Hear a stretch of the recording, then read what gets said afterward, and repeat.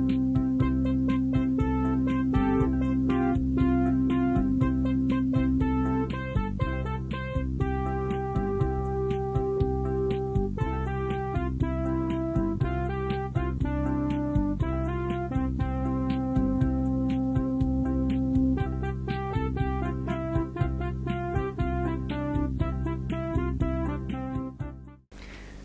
today is the third session of the Physical Harmony Seminar, and we'll be discussing today dietary habits and dietary guidelines. Now, I'm not a very fanatical person when it comes to diet. I believe that there are as many dietary systems as there are persons, just as there are as many paths as there are persons. But I think there is some basic information that would be useful to all persons in their effort to create a healthy diet for themselves. So we'll be giving some basic guidelines today, but each person will then, upon that, find his own details. First of all, we must realize that our physical body is created by the substances that we put into it. So that if we want to build a building here, and we put less cement and more sand, that building is going to be weak. So the very structure of our physical body, the strength of our physical body, and the strength of our nervous system is dependent on the types of nutrients which we put into the body, whether they are the nutrients which we need, and on the other hand, whether there are nutrients which are toxic. So there's two factors here, whether we're getting the nutrients which we need, and on the other hand, whether we are avoiding toxic substances which poison to some extent the physical body and the nervous system. The second point, which is very important, is that our energy body is also nourished by the food that we eat.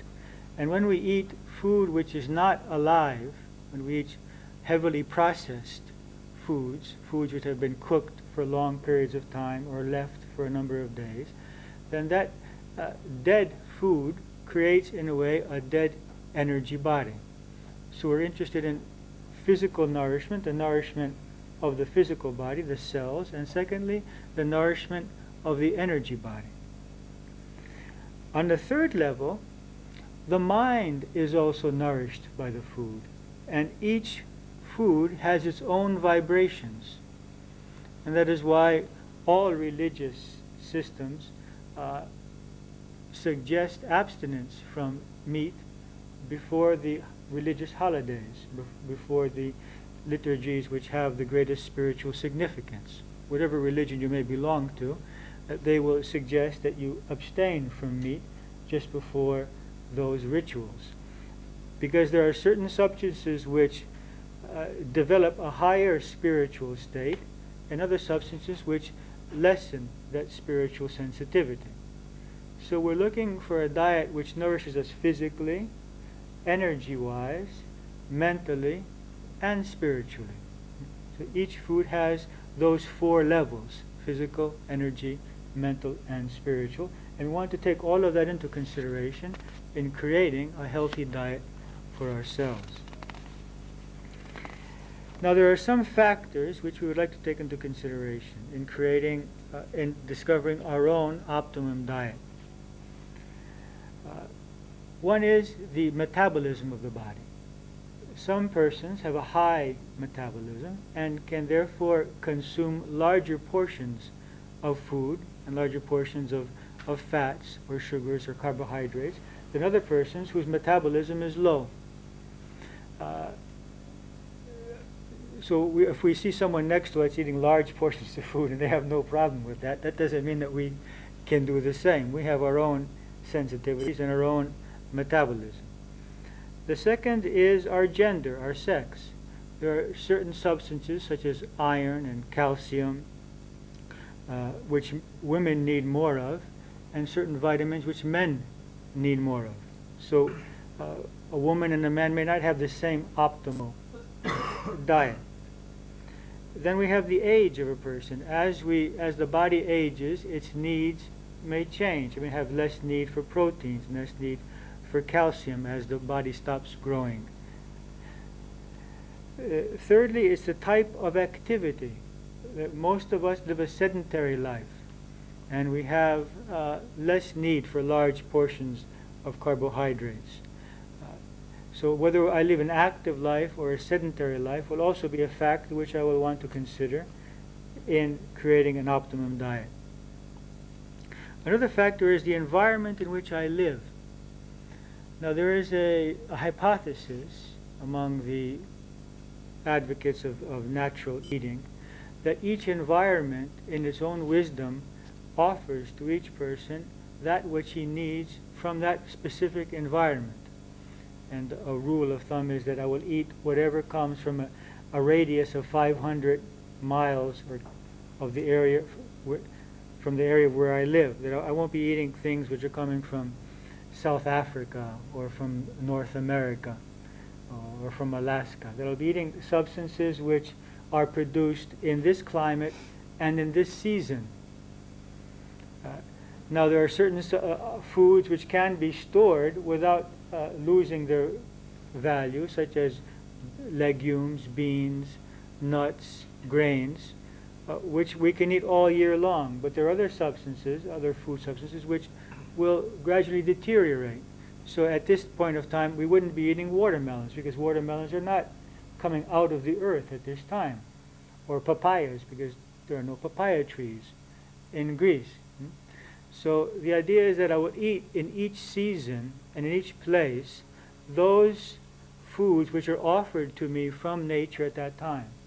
And this is also the most cheap way of eating, because those foods which are in the height of their productivity of their season are always the foods which are cheapest. So there's sort of a rule of thumb that each season offers to us. Now it's offering to us cabbage and cauliflower and broccoli and carrots and beets. Another time it's offering grapes or watermelons. So each season has its way of offering to us the foods which are best to keep our body healthy at that time. Another factor to take into consideration is the goals that we have in life. That is, what if I have social goals or professional goals or spiritual goals or material goals, that each type of food has a way of developing that certain aspect. So a person that wants spiritual development may have to confront the idea of reducing or eliminating quantities of meat in his diet. Another person who wants to develop an aggressive type of body, an aggressive type of psychosynthesis, may want to eat more meat. So depending on the goals of that person in life, he may have to adjust his diet. Concerning meat, a rule of thumb that I use for myself, which doesn't mean that you have to use it, is that I will eat whatever I can obtain with my own hands and feel good about that. I could not kill a cow or a sheep or a chicken or a fish, but I can, without feeling very badly about it, take a carrot out of the earth or an apple off a tree or cut a head of lettuce. I'm killing something, but my senses are not sensitive enough to feel the pain of the lettuce or the carrot. But my sensitivity is high enough that I could not do that to the sheep or the cow, because I would feel its reaction.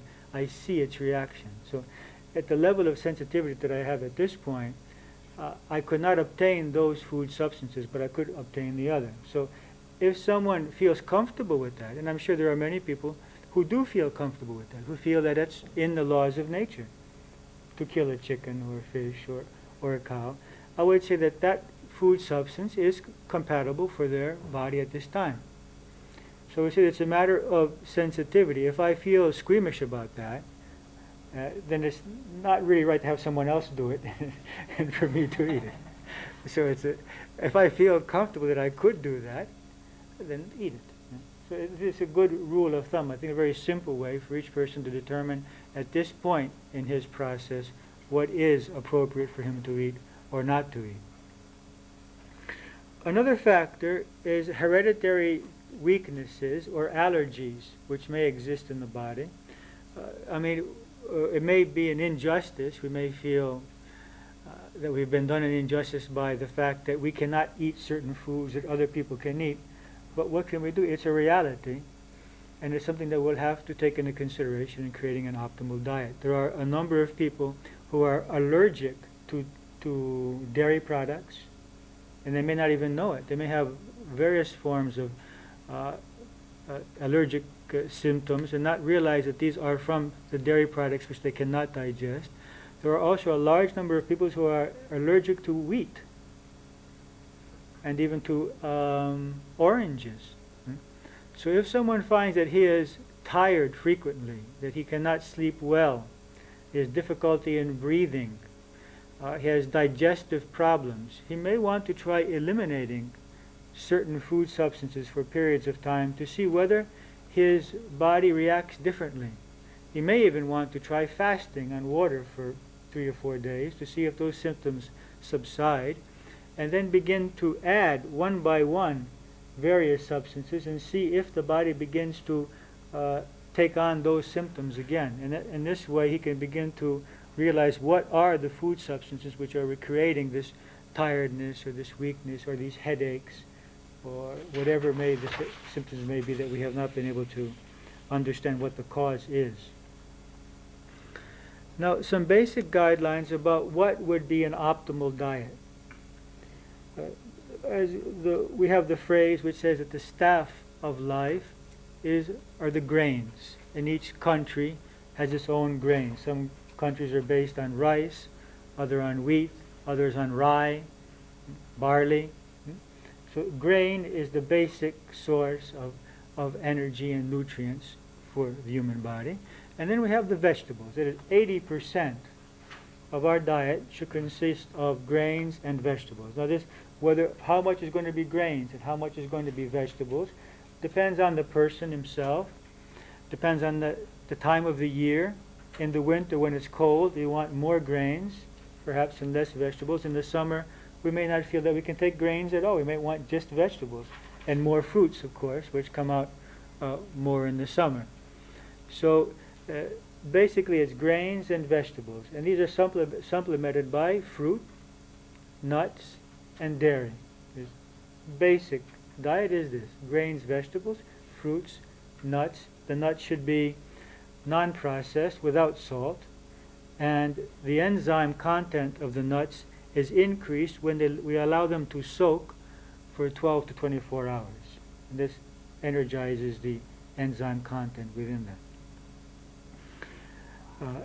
So the exact proportions of these 5 basic sources, grains, when I say grains, I include beans and legumes in there altogether, beans, grains, and then vegetables, that's the basis, then fruits, nuts, and dairy products.